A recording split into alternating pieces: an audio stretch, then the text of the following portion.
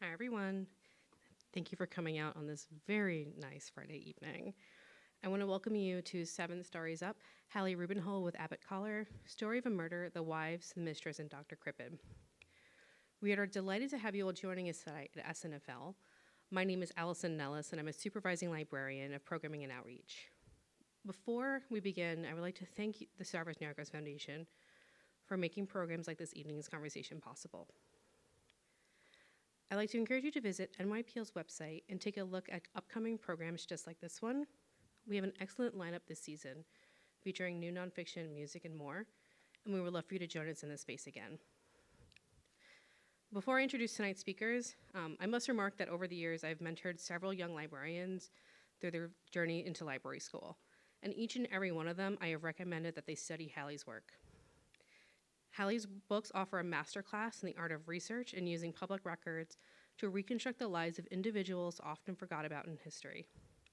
So if this is your first time hearing about Hallie's work, or if you devour anything that she puts out like I do, you're in for a really amazing program tonight. And it is now my privilege to introduce tonight's speakers. Abbott Collar is the New York Times bestselling author of a novel, Where You End, and 5 works of narrative nonfiction. Sin in the Second City, American Rose, Liar, Temptress, Soldier, Spy, The Ghosts of Eden Park, and most recently, Eden Undone, a true story of sex, murder, and utopia at the dawn of World War II. Her books have been featured as Indie Next and Good Morning America Buzz Picks, chosen at People Magazine's Book of the Week, shortlisted for the Edgar Awards and the Goodreads Choice Awards, and included in the Best Book of the Year list from Amazon, Smithsonian Magazine, Library Journal, Crime Reads, and others. While Collar's work has been translated into 8 languages, only one title is banned by, which he's proud to say, the state of Texas. Collar has written for NewYorker.com, The Wall Street Journal, New York Magazine, The Washington Post, and many other publications. She is the co-founder of Sob Sisters, a nonfiction women's salon in New York City. A pioneer of sizzle history, according to USA Today, she was called one of the masters of the art of narrative nonfiction by the Wall Street Journal. A native of Philadelphia, she now lives in New York City and Greenport, New York, in a 1930s bungalow, which he's convinced is haunted. It's the dream. Hallie Rubenhold is a best-selling author and Bailey Gifford nonfiction prize-winning social historian whose expertise lies in revealing stories of previously unknown women and episodes in history. As well as the Covent Garden Ladies, Rubenhold's works of nonfiction include the award-winning and national best-selling The Five, The Untold Lives of the Women Killed by Jack the Ripper, and Lady Worsley's Whim, dramatized by the BBC as The Scandalous Lady W. Her latest work of nonfiction, which we're here to hear her talk about today, The Story of a Murder, was published earlier this year. She has also written 2 acclaimed novels, Mistress of My Fate and The French Lesson, which are feminist homages to the literary tropes of the 18th century. She lives in London with her husband. And it is now my pleasure to to welcome tonight's speakers. I've introduced them already. So please give it up for Abbott and Hallie. Thanks so much for coming out tonight to listen to Hallie talk about her amazing, amazing new book, Story of a Murder. Can you all hear us okay? Okay. So let's just jump right in. Well, first, let me just say how much I love this book, and I'm so glad we get to talk about this here tonight. I think you and I are on the same wavelength on a lot of this stuff, so it should be fun. But let's start with, give us the Wikipedia version of this story. If somebody was going to look it up, of course you don't want to do that because the book is so much better, but what is the Wikipedia version? The Wikipedia version, it's important that people know what the Wikipedia version is because that's the version that most people have been getting. Well, I would say the majority of people have been getting since 1910. And that is the story of Dr. Hawley Harvey Crippen, who was born in Coldwater, Michigan, who studied to be a homeopathist and then married a woman called Belle Elmore. Well, that was her stage name. And she was a music hall or vaudeville performer. And basically, she was from Brooklyn. He was busy selling patent medicine and moved to London. And in the meantime, met this young woman who became what was called a typist, or his his assistant, and he fell in love with her, and her name was Ethel Le Neve, and she was this kind of poor little demure girl who would just stare at her shoes and had no agency at all and was really sweet and, would do anything that he told her. And she fell in love with him and he fell in love with her. And Belle Elmore was such an unpleasant, horrible wife. She was a harridan and a shrew. She was an alcoholic. She was sexually unfaithful. She made Crippen do all of the housework. She wasn't even a good singer. And basically, they decided to murder her, or he decided to murder her. Poor Ethel didn't know anything about it, and poisoned her, chopped up her body, put it in the cellar under the brickwork of the house where they lived in Holloway in London, 39 Hilldrop Crescent. And then when Scotland Yard got wind of what was going on, and Inspector Dew came and interviewed Crippen, he got very worried, and he and Ethel legged it, dressed as father and son, got on a ship from Antwerp and tried to get to Canada. And unfortunately, the ship's captain, Captain Kendall, recognized them and used his newfangled Marconi wireless to wire to shore to say that he had the fugitives on board. Inspector Dew, being the hero that he was, jumped on a faster ship, the Laurentic, got to Canada before him, jumped on the Montrose, and arrested Crippen and Ethel. They came back to London for their trial. Crippen was found guilty. Ethel was acquitted. The end.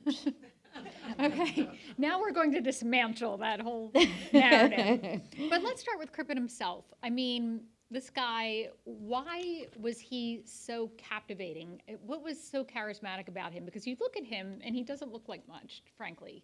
But he's always described as mild-mannered and polite, but yet he was shrewd and calculating and very, I think, canny. What was it about him that people sort of trusted? What was this gift he had? Well, that's a really interesting question, and you kind of have to think about the time period itself and what was it that people valued in terms of character. Crippen presented himself very well. He presented himself like a gentleman. He was a doctor. He was very polite. He was very conciliatory. He put himself out for women. He was, he went out of his way for them. But more importantly, what was it that women liked about him? Because, if you look at him, he was a very small little man with an awful walrus mustache and, big, thick spectacles. And why on earth would women be attracted to that? Well, you have to think what women were looking for at that time in a partner in the late 19th, early 20th century. And women were taught that they had to marry a man who was a good provider and who was a gentleman and looked after them. And Crippen was that. He was a doctor. He was a trained doctor. Yeah. He would earn a lot of money. And that's certainly what attracted Belle as well. So, you put yourself in the mindset of a late 19th century woman who, was looking for that. And then we can understand what it was. Yeah. I think part of this too, and you get into, class to me is a recurring theme throughout the book. It's very important in terms of who Crippen is attracted to, who is attracted to him, what they want from each other. And if you just talk a little bit about that, because class relations are so much different in the UK than they are here. Yeah. And just sort of give an overview of how that's different and how that played a part in the story. Yeah, Crippen really was a self-made man. And so obviously Crippen was American, Belle Elmore was American. Crippen also had a first wife, Charlotte Bell, who was an Irish immigrant to New York. And she came from basically an impoverished Irish family, land agent class. They were Protestants, but the famine affected everybody equally in Ireland, and they lived off of their land, and they found it very hard to make the farms work. And eventually the family decided that they would immigrate to the United States, and one of Charlotte's brothers went to New Zealand as well, where people were going at the time. And so it's interesting, obviously, we're talking about class and how Charlotte presented herself. She had no money, but she presented herself like a gentlewoman. Mm-hmm. So Crippen, obviously, who was a doctor, looked like a very good prospect to her. I don't think he really understood that somebody who could be raised that way could have had no money. And I think that was a real issue in their marriage before she dies mysteriously. Yes, which we will get into. But Belle, again, this is a girl who was born in a tenement in Williamsburg, and her father was Russian Pole, and her mother was German, and they were very poor. And her father died, and her mother remarried a German man. And, she didn't have very much. And so the opportunity was there. Everybody in this book is climbing the greasy pole.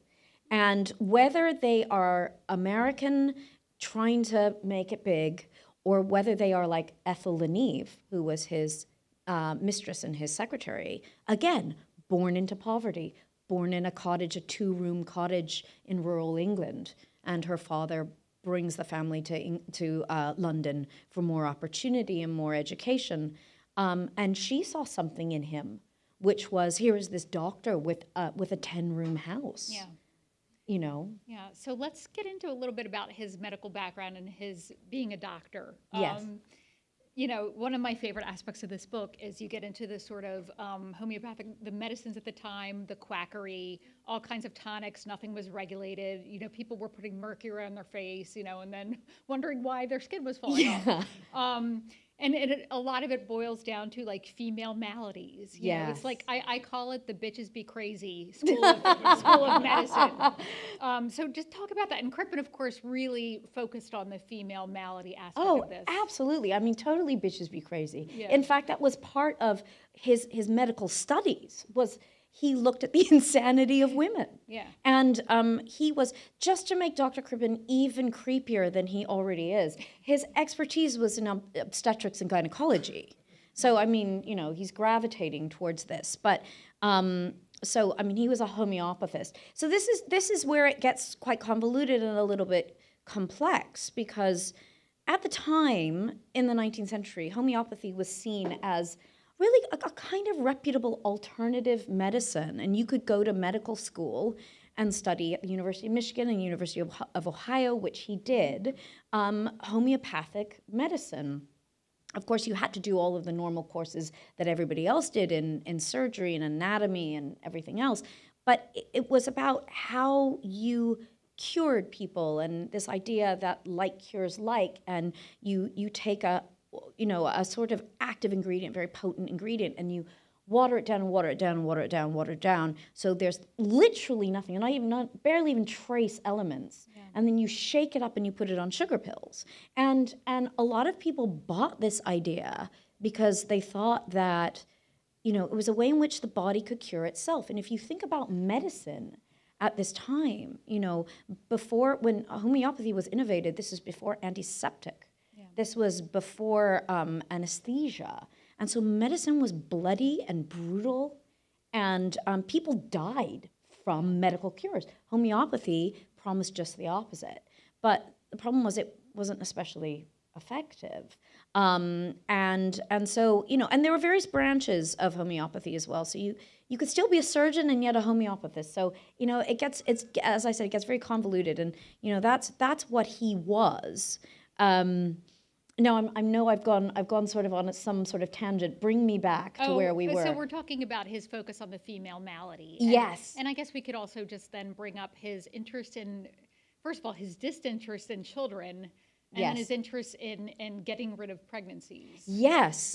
So obviously, gynecology and obstetrics. He believed there was a direct correspondence between women and hysteria. And of course, hysteria in the 19th century. I mean, this was like so many women were hysterical, and there were good types of hysteria and there were bad types of hysteria. And a good type of hysteria was what was ultimately believed Ethel was, which was a woman who was nervous and maybe didn't eat that much and had menstrual problems and just had neuralgia and pain and was very sort of contained in her ailments. Yeah.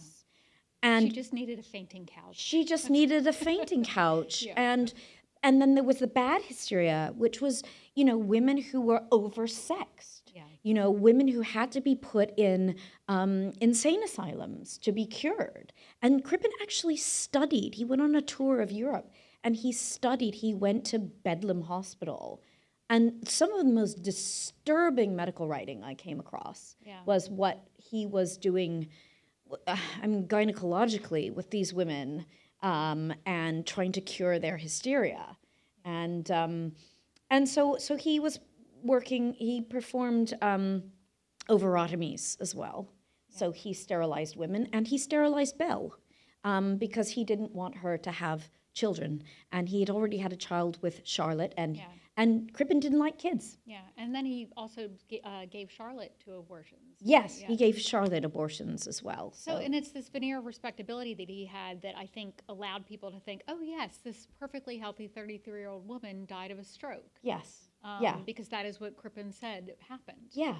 And he did change his story because not only did she die of, on her death certificate it said she died of a stroke, but then he tells a trade magazine in the obituary column she died of a heart attack. And then he puts her in a pauper's grave, unmarked, in Salt Lake City. Yeah, and I think you do an excellent job of sort of dispelling myths on that. So, yeah. But, as he's giving these women abortions, I mean, this happens over and over again. And I'm just like, didn't this guy think of putting on a sheepskin condom at some point? What is wrong with this man? But let's talk a little bit about Ethel now. So first we have Cora, his wife Cora. She decides to try to go into music. Let's talk a little bit about her first and sort of what kind of entertainment she was interested in. How did Crippen view this? It seems that he sort of went back and forth about whether or not this was a good idea. She could make money, but was it disrespectable? Yeah. That kind of thing. I think ultimately Crippen didn't really care about what was respectable or what wasn't. It was just he was really in it for the money. And So anyway, Belle is sterilized. What she really wants more than anything in her whole life is children. She's a Catholic. She, really believes that, her destiny is to be a wife and a mother. And she never, ever got over this surgery. It was traumatic for her. She told everybody about the surgery years and years later. And it changed the way she thought of herself as well. But quite remarkably, for her as an individual, I mean, it really speaks volumes about who she was. She decided, and bear in mind this is the 1890s, if I can't have children, I'm going to have a career, which was really surprising. And at first she decided she wanted to be an opera singer. And so he pays for her training in New York to become an opera singer. And then when he gets a job working in London selling patent medicine for James Monroe Munyon, who's this incredibly successful swindler, Belle says, well, it doesn't make any sense for me to pursue opera in London, so I'm gonna do musical, vaudeville. And so she just pivots onto that. And, she really finds her kind of métier in this community. Yeah. So that's sort of the beginning of the drift in their relationship. And at some point, I know they moved to a very nice neighborhood where she had that horrible catty neighbor. Yes, Adeline Harrison, the frenemy. The frenemy. Yeah. Yes, I mean, she's one of many very wonderful ancillary characters you have that sort of really bring these people in this time period to life. But then she finds herself stuck again because Crippen sort of said, well, okay, you made me move to the suburb. Now you have to act like a homemaker. Yeah. And now she didn't have children or her career. Yeah, he made her quit the music hall because, again, this idea of, he wants the veneer of respectability. And he's really quite confused about how he feels about her position in the music hall. I mean, part of it, he loves it because he loves these people are celebrities they're hanging out with. They're really big celebrities and they're going to these incredible parties and these balls and, riding around in, automobiles and wearing diamonds and, and it's so exciting. There's the wedding that the Sanger's Jeanette wedding, which is like these 2 circus aristocracy families got married and they had this wedding in the headquarters, the winter headquarters for all of the they're performing animals. So there were all these zoo animals, and all the press were there taking photographs.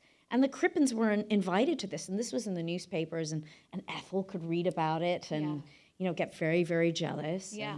So let's introduce Ethel now. So she is a typist in Crippen's office, and she sort of has her sights set on him right away. And as you mentioned, she had also grown up in a very poor family. But I thought her mother made some very fascinating observations about her. One of my favorite was she had, quote, remarkable peculiarities of temperament. Yes. And she liked shiny and fine things. Yes. So how determined was Ethel to go after Crippen at this point? Well, very determined. First, I wanted to say that it's remarkable. Ethel's mother said some of the bitchiest things about her daughter. Yeah. The women are brutal too. The women are absolutely brutal. It's just shocking. But like the really awful things that are said in the press about Ethel come from her mother. Yeah. Which is remarkable. And Ethel was much closer to her father, I think, who was this kind of dreamer. Yeah. And very much cared about seeing her get ahead and making a life for herself. Yeah, exactly. And so remind me the first part. There's so many things I want to talk about. So many things. Just her mother saying things, but I basically just introduced Ethel, how she put her sights on Ethel. Crippen. Yeah. So I think Ethel was such a compelling character. And again, so much conflict in who she was and who she became. And, so Ethel obviously grew up in a very poor family. Her parents scrimped and saved money to put her into secretarial college, which was a way in which girls at this time in the 1890s could really move in terms of their social class. And that really wasn't available before then. There was this sort of upward mobility that working in an office provided you with. And so she learned shorthand, and she learned all of these things, and she worked for Crippen. And, a lot of these young women, this was seen as a way in which you could marry above yourself because you end up marrying your boss. Yeah. And, women are in the white-collar workplace for the first time. Right. And so that was a legitimate way of getting ahead. And Ethel was really determined, and she wanted a better life. And I think she saw the Crippen's life. He lived large. The Crippens had tons of money, and then they had no money because he was a gambler. He was a swindler. Also, he was a con man, and we can't forget about that. He was involved in not only patent medicine, but stock fraud also. And all of his friends were fraudsters. So he was always gambling on various things. And also, my God, he was at the poker tables all the time. He was at the billiard tables all the time. He was at the races. So sometimes he won money, and when he got money, he'd buy his wife expensive jewelry. And he'd buy himself diamonds as well. He had a big diamond stud tie pin. And this life that they led, and Ethel would just, I do think she was a psychopath, actually. Yeah. It's funny you say that because one of the things I love doing when I'm writing about historical characters is become an armchair psychiatrist. Yes. And I'm always like, okay, let me diagnose these people exactly what they are. So I was going to say psychopath, malignant narcissist. Yes. What else would you put at her? And what would you say about Crippen? I think he's a sociopath. Okay. Yeah. And I think they were perfectly suited in their idiosyncrasies. Yeah. And So do you think it was her idea to kill Belle? I think so. She was, without a doubt, the engine behind this murder. Yeah. She was, without a doubt, because he had been with her for 6 years. So what he had been telling Ethel was that Belle had this lover called Bruce Miller, who was an American vaudeville performer who was in London, and we don't know what the nature of their relationship was. But I do think you made a very astute point when you said that she would not have been able to have pleasure from sex because of the operation he had made her. Yeah, and also the fact she had a prolapsed uterus as well. So, and also the way she thought of her body. And one of the things that Bruce Miller says, I'm sorry, I'm going on a tangent, but he actually stands up, he says in court, when he is asked by the judge, which he's called into this trial, and the judge asks him, were you more than friends? And his answer is really strategic. I could not be more than a friend. Yeah. And he says, I could not be more than a friend, over and over again, which leads me to believe there was some impediment. This is really important because in the UK, in Britain at that time, you could not secure a divorce without proof of adultery. And adultery in law was defined as sexual intercourse. And if you could not prove that sexual intercourse had taken place, you could not get a divorce. So Crippen could not divorce Belle. And Belle wasn't going anywhere. She wasn't running off. Yeah. And Ethel was getting impatient. And Ethel had got pregnant by Crippen, and he made her get an abortion. Again. Also, let me just point out, though, that at that time period, women had more reproductive freedom than they do in some states today, because you could have an abortion all the way up to quickening, Yes. which was like the end of the first trimester. Yeah. And abortifacients were available through newspaper. You can order it through mail order.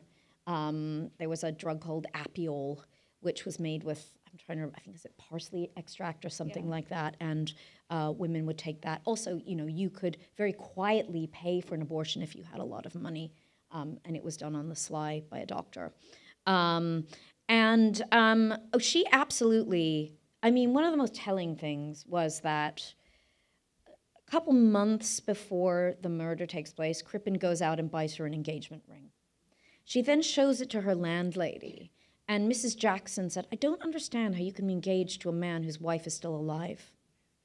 Yeah, exactly. And then she hides the engagement ring away again, and then pulls it out the week before Belle is murdered, and shows all of her friends this engagement ring, while Crippen has gone out to buy the poison that he uses to poison Belle with. Yeah, she's, and I want to get into her again, her sort of psychology later when we talk about the trial. But before that, another cast of characters that I think brought so much richness to the book was the ladies of the guild. Oh, yeah. Tell us who they were and what was their role in this story. So, the great thing is, in many ways, Belle has a sort of happy ending before she's murdered. Yeah. Belle's music hall career never really takes off. It's not because she's necessarily a bad singer, and I actually did research on the reviews she received. Mm-hmm. And the reviews she received were all, she was giving a standing ovation. The crowd was eating her up. So I didn't see any bad reviews per se. But her career petered out because not everybody gets to be a famous person on the stage. It's true today too. So she finds an outlet for her involvement in the vaudeville community within this organization called the Music Hall Ladies Guild, which is like a proto-union, and it's also a social club, and it's also a charity.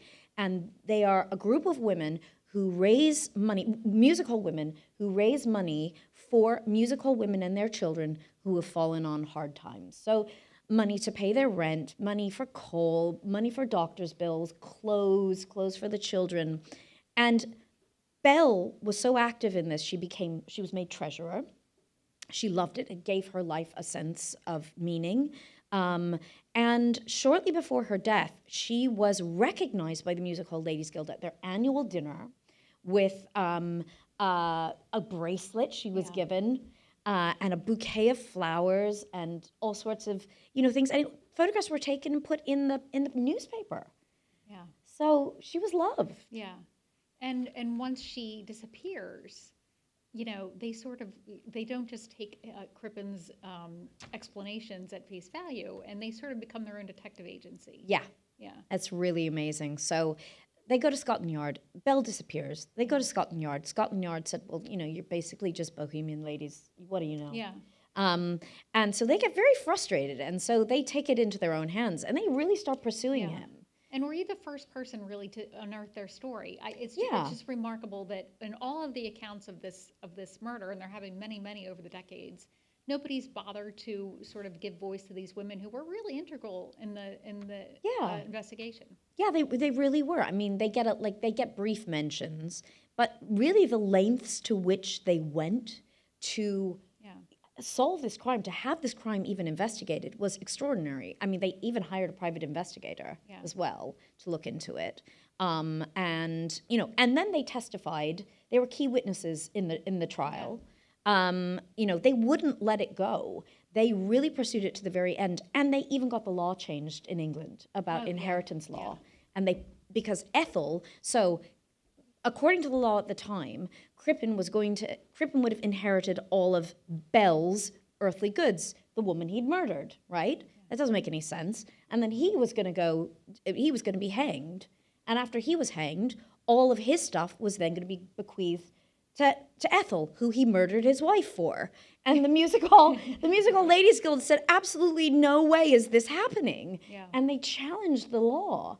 And the judge actually said, I just can't believe that this hasn't been dealt with before because it's such a glaring hole in our system. Yeah. And so they changed the law, so Ethel couldn't inherit.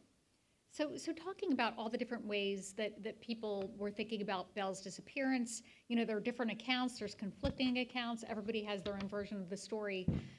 I know it's something everybody who does what we do, who writes historical nonfiction, grapples with, but how do you take these varying accounts and decide who to believe, are people, and especially with so many unreliable narrators as there are in the story. How do you decide who to believe? And some people are lying then, but they're telling the truth then, and sort of putting it together. What's your process for that? That was the hardest thing about all of this. Yeah. And so what I decided to do is I realized, especially with Ethel, Ethel was lying through her teeth. Ethel lied and lied and lied, and Crippen was a liar as well. Yeah. And they were both con artists, and they worked in tandem together. Yeah. And so what I did is I kind of showed so this is one version of what Ethel said happened on this day. And here's another version of what Ethel said happened on this day. And here's another version. And interestingly, so she gives 3 accounts of her life, one in 1910, one in 1920-21, another one in 1928. And the further you move, so she was acquitted. And the further you move from the date of the crime, the more Ethel reveals her guilt, her actual culpability in all of this. Yeah. And so to the point where she's finally saying by 1928, well, maybe I was there on that day. Yeah, I think I was actually. Yeah, and then toward even later on, she says something to the effect of, I know that he did it, and you know what? I don't care. Yeah, well, that's. That to me, they're just He was mad when he did it, but he was mad for me. Yeah. Yes. Jesus True Christ. Words of a psychopath. I know. Yeah. I know. Yeah. I know. It's just unbelievable. I know. So talking about sort of your purpose for this book and your purpose for your work in general, with the 5 and now with this book, you really establish yourself as somebody who reframes a crime to center the victims and give them their own voice in the narrative of their own tragedy. And do you feel like, as society, this is something that we're getting better at doing, or do you still think we have a long way to go? I think we're really kind of gently moving in that direction, and I think storytellers, and when I say storytellers, I mean everyone from people who do podcasts to filmmakers to writers, are reassessing crime and how we tell it. And so we're getting much more inventive and sort of nonlinear tellings of crime. I think traditionally, one of the reasons why this book is called Story of a Murder is because I wanted to give it a much more panoramic telling. Yeah. And, we tend to look at true crime stories through the eyes of the perpetrator, of the killer. We become fascinated with that person and their mindset and who they are to the exclusion of everything else. Or we become obsessed with the inspectors, the police officers hunt to find this person. Yeah. And it becomes exclusively that. It's a cat and mouse game. It's a psychological thriller. But the reality is there are so many more people involved in a murder story, and I wanted to tell it panoramically and, look at communities, look at families, look at, obviously the victim is incredibly important. And as I said, I do see a change happening, and I see people demanding it too. Yeah, I think so. what was the other thing I wanted to say about this?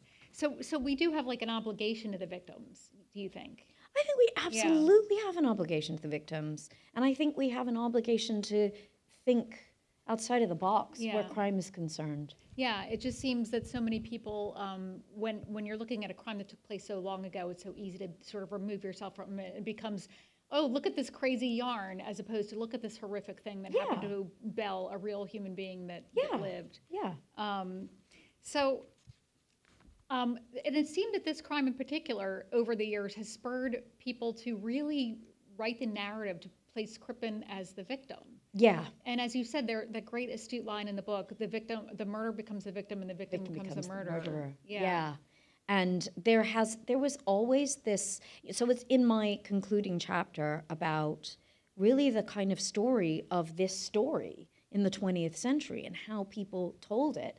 And Belle becomes this avatar for a totally unacceptable bad woman. Yeah. And it then becomes acceptable to destroy this monster and to kind of exonerate Crippen and Ethel for that crime, because Belle was such a bad woman, she had to die. Yeah. And also, I mean, one of the things that really you give context to in the book is the idea of the new woman. Yeah. Which was the idea at the time that women were daring to act like men in some cases. They've unsexed themselves. And that wasn't just a physical thing. That was somebody acting like they weren't a lady anymore in their demeanor, daring to defy social conventions of the time. And so this played both in Belle's story and in Ethel's story. Yeah. I mean, it cuts both ways. I mean, I think really the person who is most responsible for the legacy of this story, as it has been repeated really until I wrote this book, was a writer called Alexander Bell Filson Young, who at the time, so there is this series of books called the Great British Trial Series. And they are trial transcripts of really famous trials, and various writers were told to write prefaces, write introductions. And Filson Young was told to write a preface for this.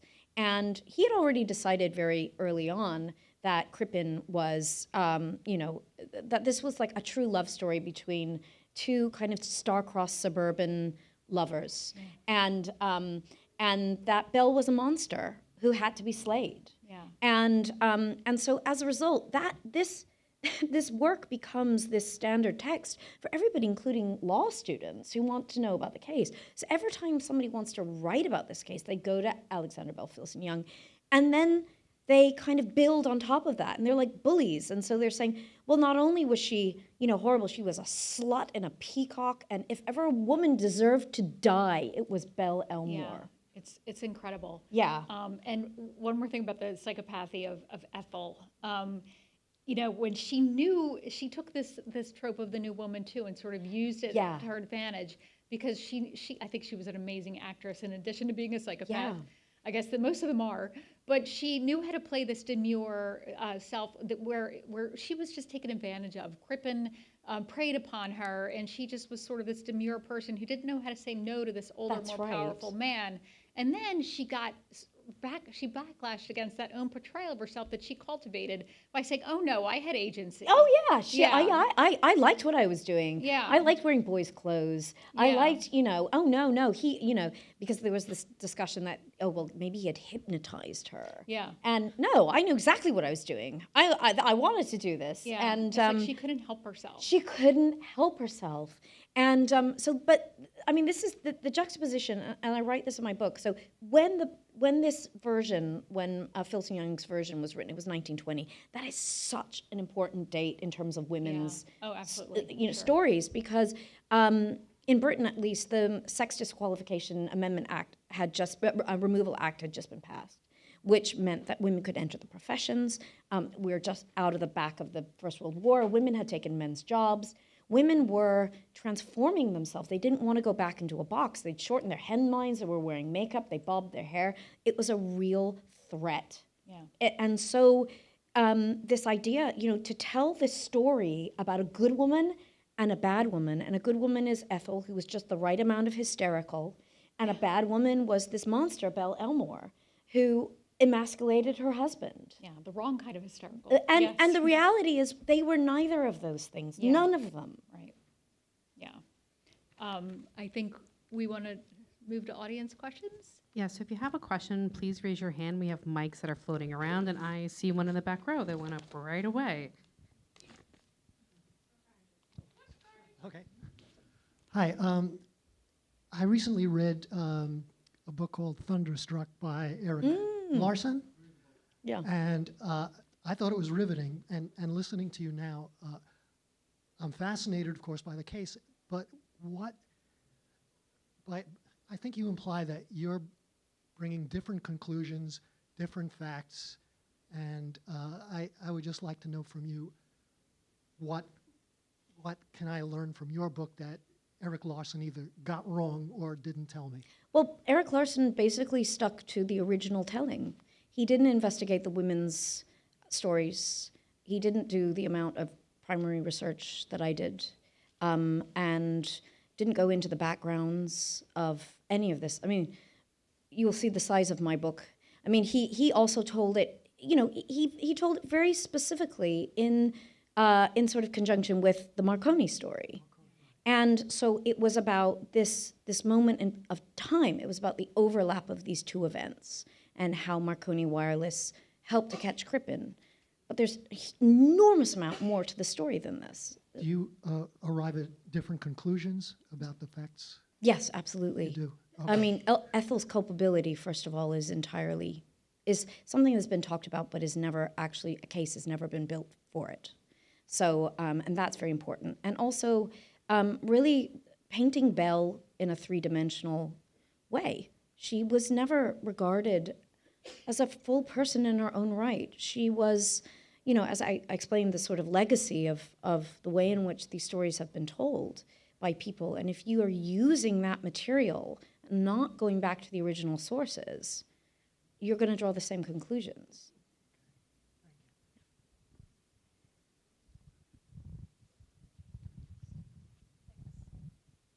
Hi, I'm curious in the five, what that original spark was that made you look at the Ripper victims so differently than they'd been looked at before. Because their stories had never really been told. And, I mean, the amount of books written about Jack the Ripper, and just who was Jack the Ripper? Who could he have possibly been? Could he have been this person? Could he have been this person? And in the meantime, the people we actually do know something about are the women he killed. So why bother speculating about who he was? And to be honest, we're never going to know. We will never know who Jack the Ripper was. And but I feel that there was this huge piece of the puzzle missing, which is who are these women, and what could their lives tell us about the experience of being a poor woman in Victorian England. What was it like? And these are the voices of people that are always left out of the historical record because, it is believed we don't care about ordinary people. But we should, because this is where the majority of us come from, are these experiences. And they should be told. So it was an opportunity to tell those stories too, in that way. Sure, and you heard something that didn't add up, or you just happened, you were looking into the victims, or I'm just curious how. I thought it was a case of, where it came from was when I was thinking of writing another book. The first book I wrote, The Covent Garden Ladies, was about sex workers in the 18th century, and I loved the idea, bringing them to life. And my first thought were, well, who were the most famous sex workers in the 19th century? The victims of Jack the Ripper. And then, of course, I do the research, and I realized, well, that isn't really the case. There were some who were, and there were some who weren't.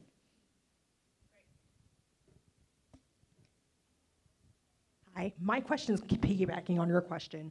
How do you, when you're researching, how do you wrestle between sticking to one story or going off on a tangent? Especially since with the five, you thought about this trend of who were the most famous sex workers in the 19th century. What was the leap from then the five to this? Well, the one thing that connects them is Inspector Dew, who wrote a memoir called I Caught Crippen. And Inspector Dew not only made the arrest of Crippen, but he was, as a young officer, involved in the Jack the Ripper case. So I had read this book when I was writing The Five, and then I thought, okay, well, let's just see, what was this Crippen thing?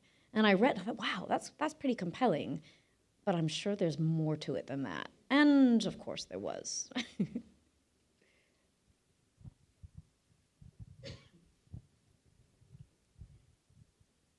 Have you put months to years into researching something, a story that actually turned into a dead end versus that you always find this twist in a different story?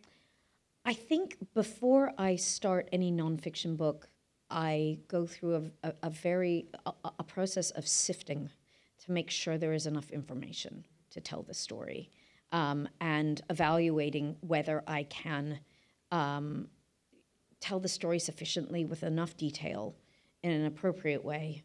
And it's a lot of behind-the-scenes work and looking to see what's there. So Right, like months, years when you do that? months. Okay. Yeah, months. Investigating, what is available, and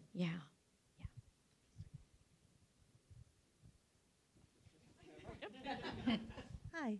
I have a question about what, if anything, the fact that Crippen and Belle were Americans, but they were on trial in London, and Yeah. it was a spectacle, if that had any influence on the trial, if there was any talk of that during. Totally. And one of the things I was looking at, and things that jumped out at me as somebody who was born in the U.S. and lives in Britain, and so I've had the same experience as the Crippens.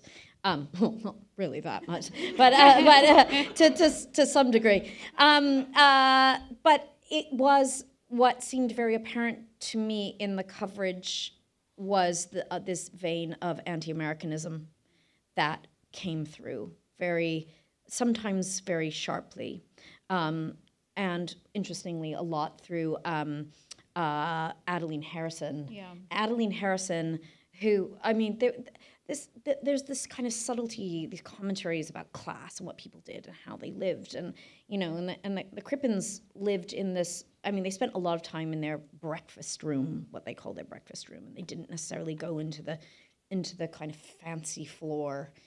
And Adeline, their neighbor, the things she would say about how they were dirty and they didn't keep a servant and they didn't do this, and it was, if you look at how American vaudeville performers lived, that's exactly how they lived their lives, and so they didn't conform to these British middle class stereotypes, and so they were pilloried for that.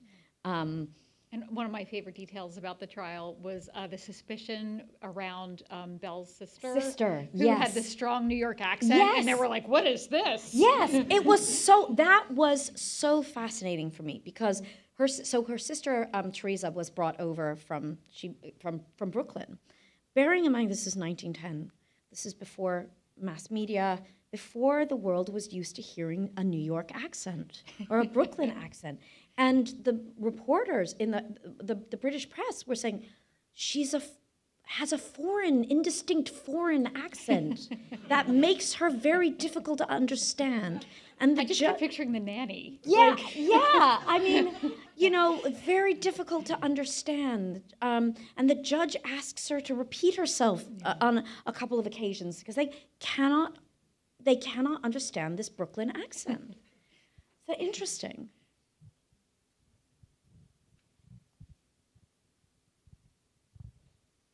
Don't be shy. If you have a question, raise your hand.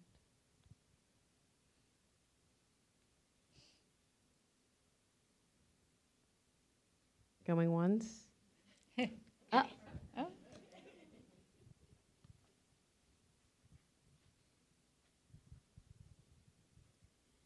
So now that you have written this book about the Crippens and Belle, what is next for you? Knew somebody was going to ask me this. Well, I cannot say just yet, but it is a big story, which you will all be familiar with, that I am going to take a different view on, and there is definitely a New York connection. Well, if you need any help. Well, yes. Well, there are lots of people who would be, I think, very good at helping me.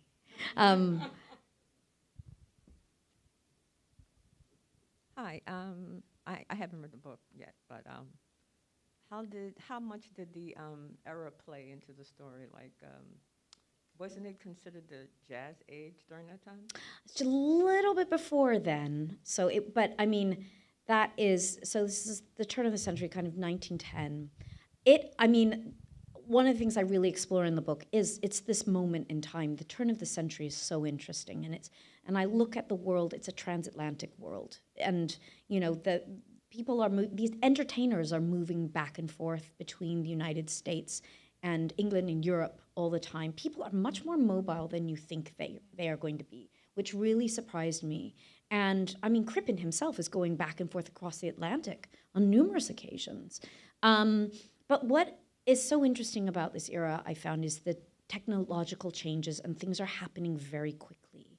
So in a matter of about 5 years, London, all the buses, suddenly they're no longer horse-drawn, they're motorized within 5 years. Cars are replacing horse-drawn traffic, like so quickly. Motion picture is invented, and motion picture is making inroads into variety performance, to vaudeville performance. So you're going to have, dancing dogs, somebody singing, an acrobat, and then motion picture, in an evening's, entertainment, and a motion picture, and somebody's playing an accordion in front of it. And that, that was new. There are X-rays, there's flight, there are dirigibles, there are super fast ships, and the story. And so one of the things that people are writing about this case, and there's this fantastic article that was in the Boston Globe. One of the reporters who was there for Crippen's arrest, because all the world's press were there for that arrest, was, and he wrote, greatest crime of the century. And he deconstructed, because I love this because it's 1910 and they have no idea what's coming. And it's the greatest crime of the century. But what he's commenting about was how much of its time this was.